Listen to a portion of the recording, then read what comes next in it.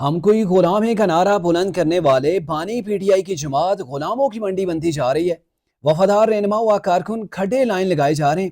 غلاموں اور خوشامدی ٹولے نے بانی پی ٹی آئی کا جیل میں گھیرا تنگ کر رکھا ہے۔ انہیں اس بات کی کوئی خبر نہیں کہ باہر پی ٹی آئی کس طرح تیتر بیتر ہو رہی ہے اور دھڑے بندیاں آنے والے دنوں میں کس طرح ان کی مقبولیت کا دھڑن تختہ کرنے والی ہیں۔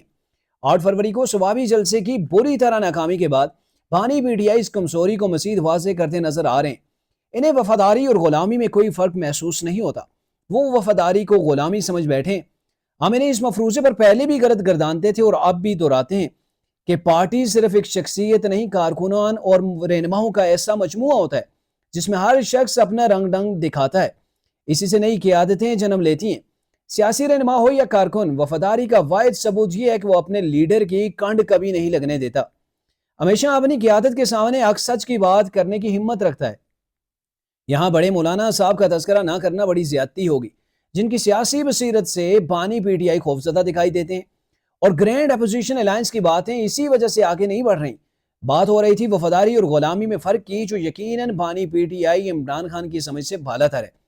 اسی لیے مفاد پرست سازشی ٹولے کے مشورے پر شیر افضل مروت جیسے وفادار سیاسی کارکن کو پی ٹی آئی سے نکال کر اپنے پاؤں پر خود ہی کھلاڑی مار رہے ہیں۔ بانی پی ٹی آئی کی اسی سوچ سے ہمیشہ اختلاف رہا ہے کہ ان کی اپنی کوئی سوچ نہیں۔ جب وہ برسر اقتدار تھے تب بھی یہی رائے تھی، آج بھی اسی پر قائم ہوں کہ عوام میں مقبولیت اللہ دے اور بندہ لے والی بات ہے۔ پاکستان کے سیاسی افق پر ایسے کئی سورج چڑھتے ڈلتے دیکھیں۔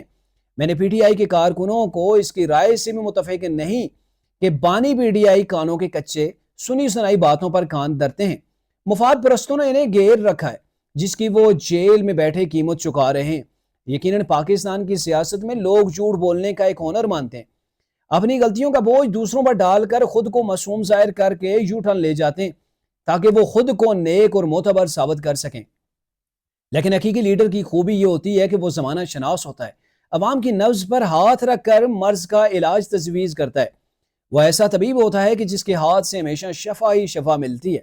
وہ سچے جھوٹے، وفادار، دغا باز میں فرق تفریق جانتا ہے، حقیقی آزادی اور غلامی میں فرق کی صلاحیت رکھتا ہے، اور حالات کیسے بھی ہوں اپنی جماعت کو متحد رکھنے کے لیے سچائی پر مبنی فیصلے کر کے دھوکے بازوں سے دور رہتا ہے۔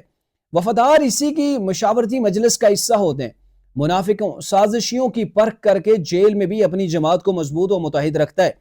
بانی پی ٹی آئی کے کیس میں سب کچھ الٹ ہے۔ شیر افضل مروت بانی پی ٹی آئی کے وفادار ساتھی ہیں۔ شعلہ بیانی میں وہ کہیں کہیں ان سے بھی آگے ہیں۔ پارٹی کے لیے ان کی قربانیاں، خدمات کسی سے ڈکی چھپی نہیں ہیں۔ وہ خیبر پختونخوا کے دوسرے مقبول ترین لیڈر ہیں۔ انہیں پارٹی سے نکال کر فیصلہ جو عمران خان صاحب نے کیا ہے کارکنوں کو ہضم نہیں ہو رہا ہے۔ اس فیصلے سے اس تاثر کو مزید تقویت مل رہی ہے کہ بانی پی ٹی آئی کسی سے مخلص نہیں ہے۔ کارکنوں کی جسمانی و مالی قربانیاں کا انہیں کوئی احساس نہیں ہے۔ وہ جیسے چاہتے ہیں اپنے مفاد کی خاطر استعمال کر کے کوڑے دان میں پھینک دیتے ہیں۔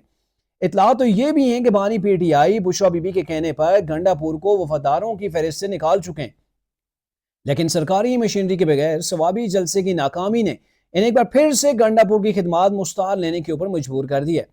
دیکھتے ہیں یہ پارٹی کب تک چلے گی۔